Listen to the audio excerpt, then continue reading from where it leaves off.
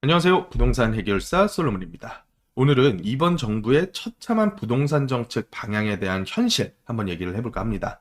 어제자로 찌라시가 돌고 있는 내용들이 있죠. 우선 다주택자에 대한 아주 강력한 세금 규제 방안인데 공약상에는 절대 부동산 세금 건들지 않고서도 집값 잡을 수 있다라고 공약을 했었단 말이죠. 근데 우리 누구나 예상했던 것처럼 당연히 세금 건들고 있습니다. 일단은 양도세 중과 부활, 양도세 중과가 여태까지 1년 단위로 계속 유예가 되고 있었는데 이걸 이번 5월 달부터 다시 부활을 시키겠다는 얘기예요. 그래서 양도세 같은 경우는 차등 비례세율, 남는 구간마다 세금이 부과되는데 일반 세율이 6에서 45% 구간이란 말이에요. 거기다가 조정 지역의 2주택자, 3주택자에게는 중과세율이 부과가 되는데 여기 있는 일반 세율의 2주택자 같은 경우는 플러스 20%, 3주택자 같은 경우는 플러스 30%니까 여기다 지방세까지 다 더하게 되면 최고 세율이 무려 80%가 넘어가는 수준으로 책정이 되게 됩니다.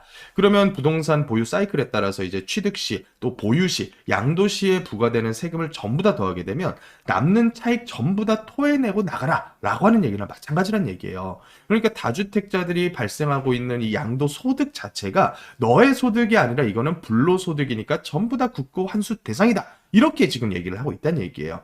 그러면 이거는 보통의 일반적인 양도소를 내셔야 되는 다주택자 입장에서는 절대로 팔 수가 없는 상황이 돼버린단 말이죠. 그럼 당연히 어떤 선택을 하느냐? 버티기에 들어간단 말이죠. 그러면 버티기 했을 때 어떻게 할 거냐? 못 버티게 만들겠다라고 이재명 대통령 본인 SNS에다가 올려져 버렸단 말이죠. 그래서 어떻게 못 버티게 만들 거냐? 보유세를 무지막지하게 두드려 팰 거다. 일단은 과표를 손댄다는 얘기가 나왔죠. 그래서 과표 같은 경우는 공시가 현실화율을 95%까지 시행한다는 얘기가 거의 시세에 가깝게 과표를 잡아두고요. 이 과표에다가 이제 세율을 곱하게 되는데 실효세율 개념으로 어마어마한 세율을 얘기를 하고 있습니다. 거주하지 않는 비거주 아파트는 보유세를 평균 연 3%. 그러니까 20억짜리는 여기다가 더해서 3.5%, 30억 이상은 4%, 40억 이상은 4.5%. 강남권 같은 비싼 동네에 50억 초과하는 아파트 같은 경우는 무려 연간 5%의 보유세를 두드려 패겠다. 종부세를 더 부과를 하겠다는 얘기겠죠. 그러니까 징벌적 과세 얘기를 계속하고 있고요. 여기다가 저는 왜 건드는지 모르겠는데 자꾸만 전세자금 대출 부분을 악인 것처럼 규정을 하고 있다는 느낌을 좀 받아요.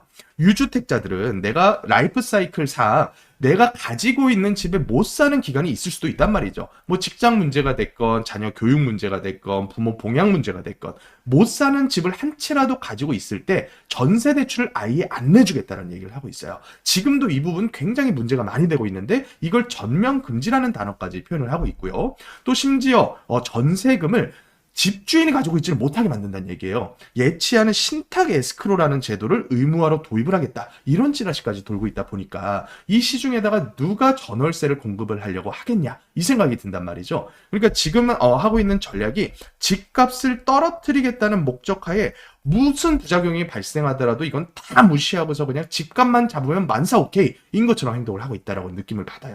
그래서 이런 부분들이 문제가 좀 될 것 같은데 저는 이거보다 훨씬 더 큰 문제가 될 수도 있겠다라는 생각이 드는 게 바로 이주비 문제입니다. 지난해 6.27 대책에서 이 이주비 부분을 건드렸는데 제가 그때도 뭐라고 얘기를 했냐면 이주비 부분 이런 식으로 정책 짜가지고는 서울 내에 주택 공급은 제로가 될 거다라는 얘기를 드렸었거든요. 그게 이제 현실화되는 모습이 좀 보이고 있습니다. 최근에 이런 뉴스 기사들이 나오는데 전체 조합원의 70%가 이주비 대출이 아예 안 나오는 구역까지 생겨버렸다. 부가현 2구역이 재개발 2,300가구인데 다주택자 대출 규제 여파로 관처 앞두고도 이주 스케줄 자체를 못 잡고 있다 이거예요. 그뿐만이 아니라 뭐 도남동, 불광동 같은 서울시 내의 핵심지들도 거의 비슷한 상황으로 가고 있고 이게 만약에 강남 재건축까지 이런 일이 발생을 하잖아요. 우리 수요자가 원하는 지역에서는 공급이 이제는 제로가 될 것이다 라고 제가 공언을 할 수가 있을 것 같아요. 거기다가 또 하나 문제가 되는 게 이주비가 나와서 관처 이후에 이주하고 철거하고 착공해서 그리고 나서 공사 진행 후에 준공이 되게 되는데 관처 이후의 사업장들은 지금 재개발들 전부 다 지위양도 제한이 돼 있단 말이에요. 그리고 재건축 같은 경우는 조합 설립 인가 이후부터 지위양도 제한이 되어 있고 이 지위양도를 하기 위해서는 아주 까다로운 요건을 갖춰야 되죠. 5년 이상 거주, 10년 이상 보유. 그러니까 거의 해당하는 분들이 없으실 거란 말이죠. 그러면 이주비 대출이 왜 문제가 되고 있느냐에 대해서 우리가 이제 이번 정부에서 이주비를 뭘로 보고 있느냐에 대해서 한번 파악을 해볼 필요가 있습니다. 있어요. 이주비 같은 경우는 사업 대출입니다. 사업. 일종의 PF 대출 같은 형태다라고 저는 인지를 하고 있는데, 이제 재개발 재건축 같은 경우는 지주분들께서 조합을 구성해가지고 하는 사업이란 말이에요. 그러니까 우리가 건설 사업을 한다라고 했을 때 이 비용이 두 가지인데 크게 토지비와 건축비로 나눈단 말이죠.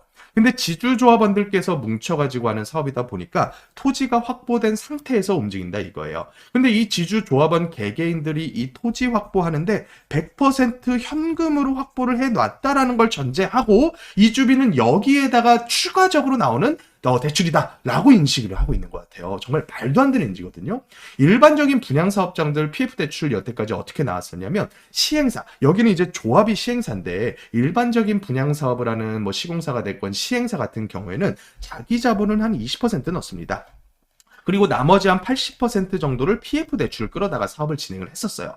과거에 문제가 많이 됐었던 이 PF 사태에 있었던 시기에는 이 20%의 자기 자본조차도 확보하지 못해서, 그래서 계약금 대출을 뭐 브릿지 대출이라던가 이런 걸로 떠온 상태에서 자기 자본이 없고 전부 다 은행 돈으로 진행을 했었던 그런 시행 사업장들이 많이 문제가 됐었단 말이죠. 하지만 지금은 이 PF마저도 이제 20%, 최소 전체 사업비의 20% 이상은 자기 자본을 확충한 상태에서 나머지 80% 정도 대출해 주는 거, 여기까지는 이제 이해를 해주고 있단 말이죠. 근데 이거보다도 훨씬 더 안전한 서울에서 진행하는 조합 사업에 대해서 아예 PF를 안 내주겠다라고 선언한 거나 마찬가지다. 이걸 어떻게 주담대랑 같은 성격으로 보냐 이거예요. 주담대 같은 경우에는 이 주택을 담보로 해서 이 주택이 필요해서 받는 대출이고, 여기 발생하는 이주비 같은 경우는 사업을 진행하기 위해서 토지담보부 대출 같은 형태로 봐야 되는데, 이주비가 없을 때는 100% 현금으로만 지금 전부 다 진행을 해라라고 하는 얘기거든요. 그래서 이주비의 목적 자체가 기존에 살고 계셨던 세입자 보증금을 빼주는 목적이 될 수도 있고요.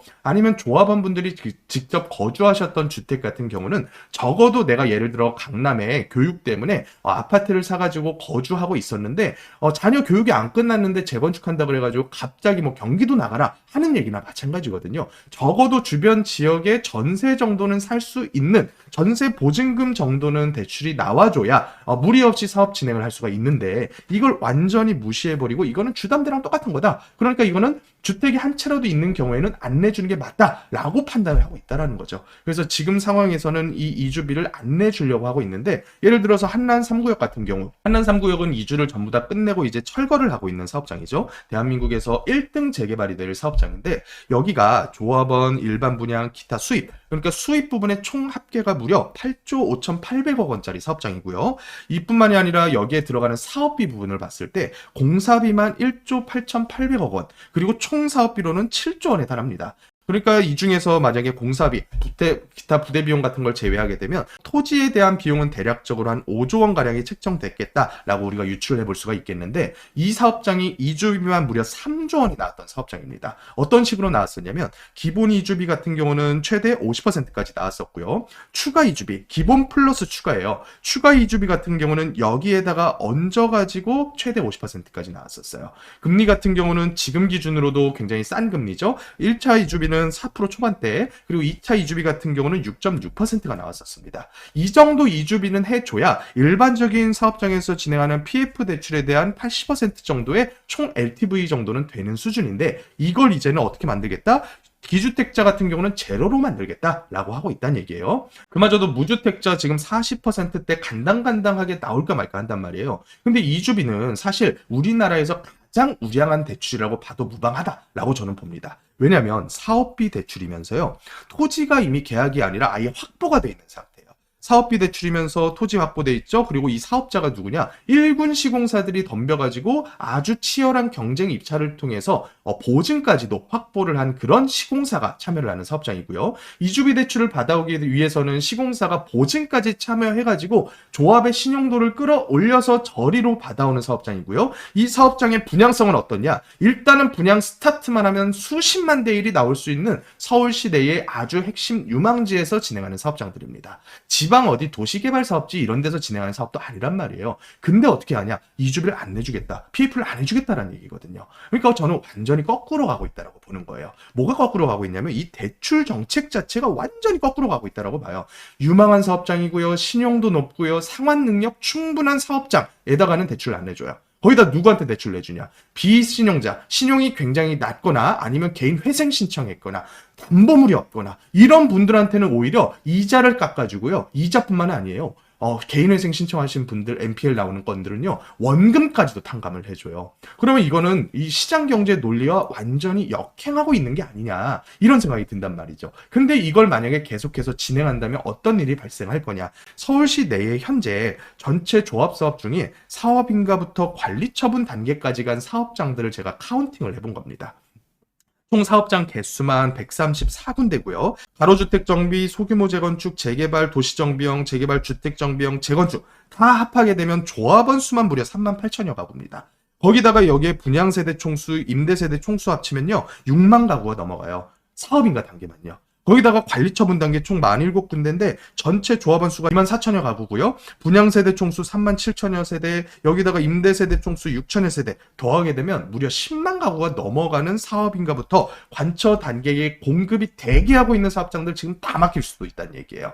그래서 지금 이런 기사가 정말 무서운 게 이주비 대출도 못하는데 매도도 못하게 막아놨다는 게 또 큰 문제예요. 지금 서울 전체가 조정지역이죠. 재개발은 언제부터 못 파냐? 관처 이후부터는 못 팝니다. 5년 이상 거주, 10년 이상 보유 아닌 이상은 못 팔고요.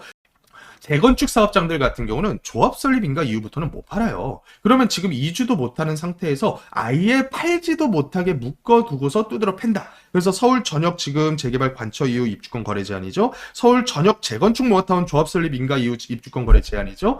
재개발 재건축 5년 이상 거주, 10년 이상 보유 시에만 거래 가능이죠. 모아타운 3년 이상 거주, 5년 이상 보유 시만 거래 가능이죠. 못 판다라는 얘기예요. 그럼 팔지도 못하고 이주비 안 나와서 이주도 못하고 썩어 빠진 주택에서 그냥 버티기만 해라, 이런 얘기랑 저는 하등 다를 게 없다라고 봅니다. 유일하게 팔 수 있는 재개발 사업장들은 2018년 1월 24일 이전에 사업 시행 인가를 접수한 사업장들만 관리처분인가 후에도 거래가 가능한데 여기 보이는 게 끝이거든요. 그러니까 현실적으로 최근 진행하고 있는 사업장들 병목에 갇힐 확률이 굉장히 커지고 있다는 얘기예요. 오세훈 시장, 서울시장 하시면서 지금 신통기획 모아타운 사업장들 신규 지정한 구역들만 300군데가 넘어갑니다. 그 사업장들이 이제 시작한 지가 한 21년, 22년부터 시작했으니까 한 4년차, 5년차에 접어들고 있고요. 하나씩 조합 설립인가 나는 사업장도 있고, 또 국토부 사업장인 도심복합 사업장들 같은 경우에도 최근에 신길 2구역 같은 경우 사업계획 승인 단계까지 갔단 말이에요. 그러니까 4, 5년 되면서 이제 신규 사업장들조차도 조합인가부터 사업인가 정도 수준까지 가고 있는데, 이 이후부터 뭘 해야 되냐면 관처 준비하면서 이주비 스케줄 잡아야 된단 말이죠. 근데 이 300군데 넘는 사업장들이 이주비 대출 차단으로 인해서 전부 병목에 갇히게 된다. 그리고 기존에 진행 잘 되던 사업장들조차도 지금 이주를 못하게 된다. 그리고 팔 수도 없다. 그러면 주택 공급은 어디서 하겠냐 이거예요. 얼마나 어이가 없었으면 같은 민주당 시의원조차도 국토부항에서 이거 이주비만큼은 해줘야 된다. 대출 규제 나오는 모아타운 사업장만 하더라도 이만큼이고요.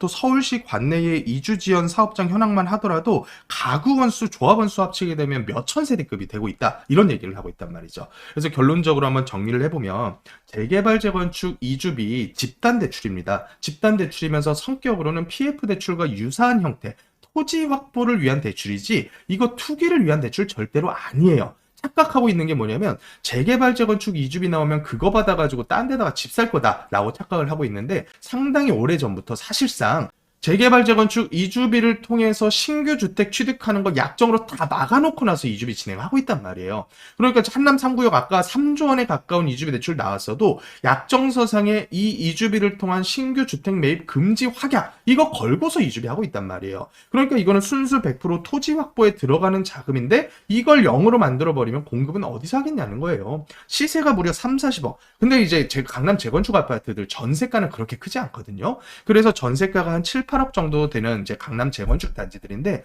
이주비 얼마 나오냐면 주담대 기준으로 무주택자 4억 나와요. 4억. 이마저도 주택 있으면 안 해주겠다고 얘기하고 있고요. 그러면 이주비 대출 없이 이주할 수 있냐? 불가능합니다. 몇 세대 이주하더라도요, 대다수의 세대는 이주 꿈도 못 꿉니다. 분양도 입주도 당연히 없어지는 거고요. 주택 공급은 우리가 원하는 지역에서는 안 나온다. 서울의 상급지에서 주택 공급이 나와줘야 집값이 안정이 되는데 주택 공급을 전멸시키는 정책을 펼치고 있다. 그래놓고 무슨 공급 전략 자꾸 펼치고 있냐면 재개발 재건축은 올스톱 시켜놓고요. 오늘도 나왔죠. 유휴부지 개발하겠다. 유휴부지 어느 세월에 개발하겠냐고요. 여태까지 뭐 태릉 골프장, 용산 업무지구 거기에다가 임대주택 짓겠다는 소리 누가 안 했었냐고요. 했는데 안 됐단 말이죠. 주민 반대 때문에. 그래서 오히려 신도시나 재개발 재건축보다도 더 늦어지는 게 유휴부지 개발인데 이마저도 뭘 하겠다고 얘기하냐면 임대주택 짓겠다고 하고 있죠. 그러니까 지금 완전히 시장 수요와 역행하는 공급 대책만 계속 쏟아내고 있다. 그래서 제가 봤을 때는 오히려 지금 초기 사업장들 더 귀해질 겁니다. 무조건 귀해질 수밖에 없어요.